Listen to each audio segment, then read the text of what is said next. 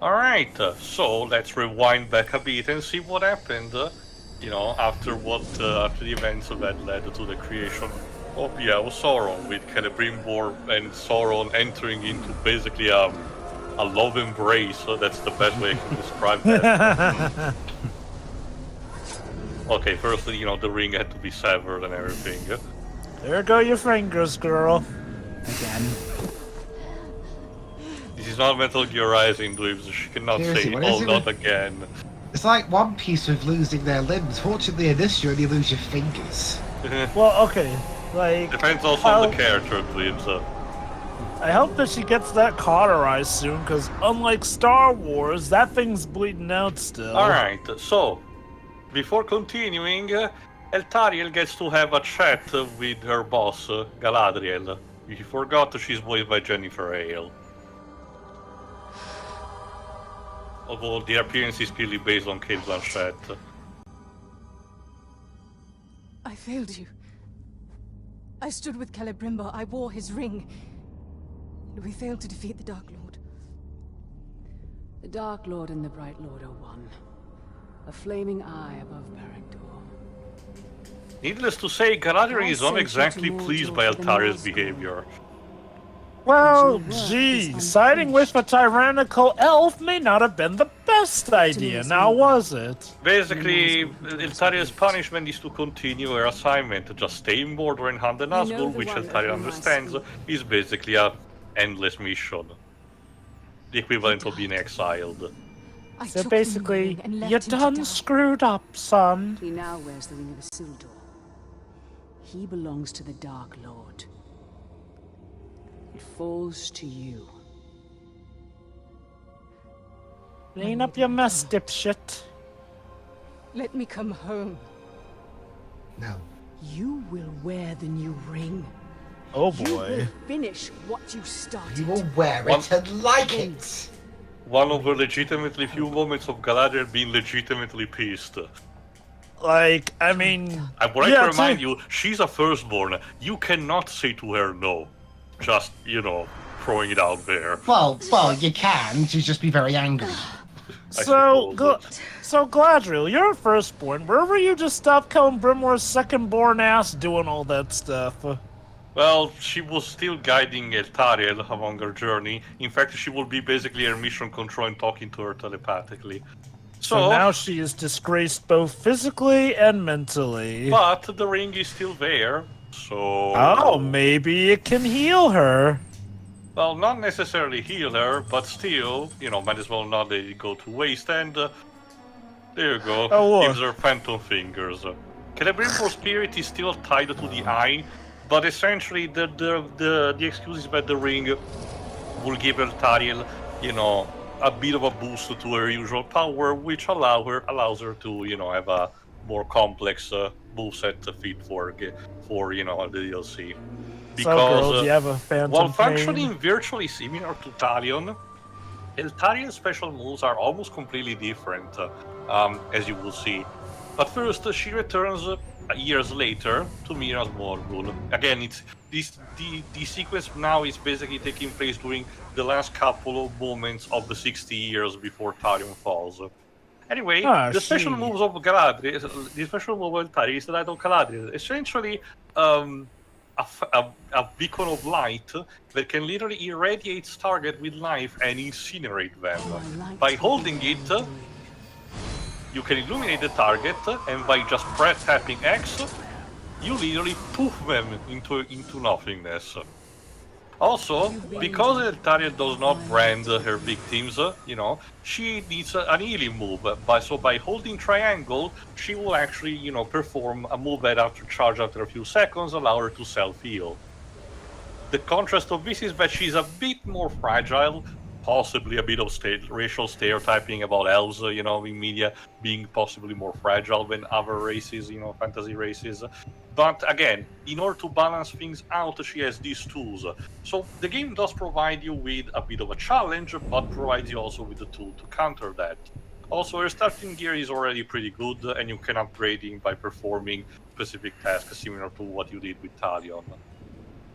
You know, it'd be interesting is if Talion's actually the final boss of his DLC now, being all Nazgul'd out. To be fair, it's our major. There you go. It's our major. Oh wait, Well, it's our he first is. target, but it's basically again our first assignment that Galadriel told us: go to Talion and essentially kill him. Even though, like we stated, killing an Nazgul at this point, especially for Elthariel, is basically impossible, and we do know how the story goes. So Like Talion got pretty damn lucky when he took out Islander. Isildur. Isildur. Anyway, this first part is for you to essentially go to a sort of a tutorial to see how Elthariel's powers properly works. There you go. With the bonus objective encouraging you to experiment the radiation of light amongst the normal orcs. She's not super broken, but again, this tool is really helpful and a good substitution to the brand ability. She still has a bow and arrow, and her number weapon are a pair of daggers, so both in CQC and ranged combat, she does work exactly like Talion did, So just go on. So given how Talion looks, is this like still before he succumbs? Yes, like he the said, wildering? Yeah. like he said, it's not too long before it does that, but a sizable amount of time has passed. The thing is that apparently the game suggests that Elthariel has been confined into Mordor, fighting a fight that she could not win, but essentially this being her punishment. It was already her original mission, mind you, to destroy Nazgul. She even said that to Talion and Celebrimbor. But essentially, fucking up at the end of a vanilla game led Galadriel to basically give her that kind of punishment. And Also, it's kind of poetic that we're to this point, given how Talion's kind of in the state he's in due to her not listening to this him. DLC will also serve to discuss about this, Talion and Elthariel reflecting upon the events that happened. So, again, there's that. And again, because Celebrimbor is too busy being a fucking eye, Alistair Duncan is completely absent from this, Celebrimbor will not have anything to say because he's not present. However, like he said, Galadriel will serve as the mission control by chatting occasionally via telepathy to Elthariel and telling her, a decent course of action for her moves. But again, you will see in due time. For the time being, now that I fulfill the second objective, you can just move to Minas Morgul. Go on. I will say, it was pretty interesting and almost kind of satisfying seeing Galadriel actually get pissed. Oh, sure, she's very soft-spoken and, let's say, kind about it, but her face and her words pretty much tell the story that she ain't suffering no fools. Surprised I don't see the drunk around the grog. Again, it serves to also mention the fact that the elves, for how high and mighty they technically are and how they look down onto other races, are equally fallible, but as a result, they can understand about their weaknesses. Remember, Galadriel was one of the elves who accepted one of the rings from Sauron and is constantly suppressing it. I will say, I do like how, when you get down to it, based off of how elves act, Galadriel would by all rights be the one to boast the most since she's a firstborn, even older than Celebrimbor, yet surprisingly she is the most humble. Is this due to perchance her own folly with high and mighty attitude, or was it just that she was wiser from the get-go? A combination of things. She has seen a lot of shit happening, so she has the wisdom of the ages to go through, but at the same time, she also understands the potential folly and hubris of her own species, so there is that too. It's a combination of things, You also have to remember how she behaves in Fellowship of the Ring, how the characters seem to also never know what to think of her and potentially view her in an evil way, like Boromir or Gimli's basically infatuated by her and even request a flock of her hair. As the gift, but otherwise she's just essentially a very old person that can give her, can give wisdom. Nothing too more like what Gandalf was. So Although, Gandalf still did get his hands dirty when need be. To be fair, that's the thing. Galadriel did it, but in the first age. By the time of the third one, she's basically pulling the "I'm too old for this shit." And even then, you have to remember, Jova, she was part of the White Council, and as such, part in the fight that served to dethrone the Necromancer. The third Hobbit movie didn't showcase that to the fullest, but again, back then, Galadriel did certainly contributed to the fight by herself.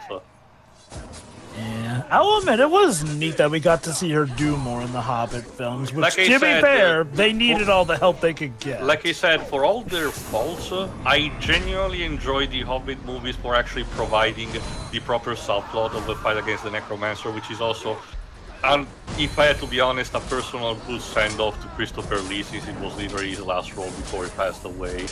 And it was unfortunate that because of his age and his health, he couldn't actually even go to New Zealand to film this stuff. He had to film it in London. I honestly think they managed to, work them well. But anyway, we reached Talion. He is changed. He belongs to the Dark Lord. Yeah, he's actually got a sign on him saying Sauron owns me. Shit. Did you really think it would be that easy? Harley? You will not kill me again. Maybe not? we can Killed you talk. before. No, Talion is our first boss, and to be fair, he works just as much as he would in the main game. He's showcasing a couple of moves that I did not show, like the throwing daggers. Again, they were effective technically, but did not need them. But otherwise, you can work it with the rest of the enemies, stun him with the light, and then proceed to attack him, because the lightning itself does not produce that much damage, but attacking him while he's stunned is actually the more optimal strategy. I'll admit, I am legit surprised that they didn't save him for the last boss, since I felt like that would be most thematically strong, since This it game would will be also built serve up to that. This game will also serve to actually give a backstory of 2 other Nazgul. So combined with the 3 of the main game, we get to know a total of 6, technically, because there's also the Witch King out of them. That's nice.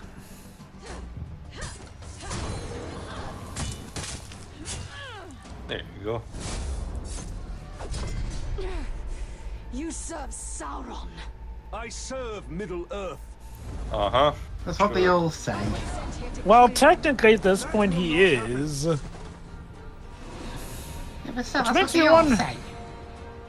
Well, hey, hold on. Yes, Drova? Here's the question. What research has she been doing? Has she not been studying the fact that he's been acting relatively different from most Nazgul all these years? She's trusting the words that Galadriel told her.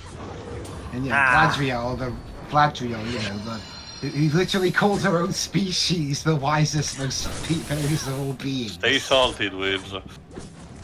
I mean, he does have a point. Galadriel is a very wise soul, but even she ain't exactly immune to her own follies, surprisingly. Well, I mean, to be fair, it sounds like the elves have that kind of folly, or they all have that folly of Not to mention, like I said, And then there's- by the time of Fellowship of the Ring, she has a good reason to say that, because, as also Elrond said, the men are divided without a guide and with their own respective leaders to be ineffective. Well, remember, Wibbs, but again, by the time... Oh, shit. By the time Fellowship of the Ring starts, Rohan is in the hands of Theoden, which is possessed by Saruman, the Agrian Wartongue, and Conrond is held by Denethor, who is ineffective at best, And So then... the only person who actually can sustain them is basically a Ranger of the North, which has no spine until you reach Rivendell. So it's a complicated matter.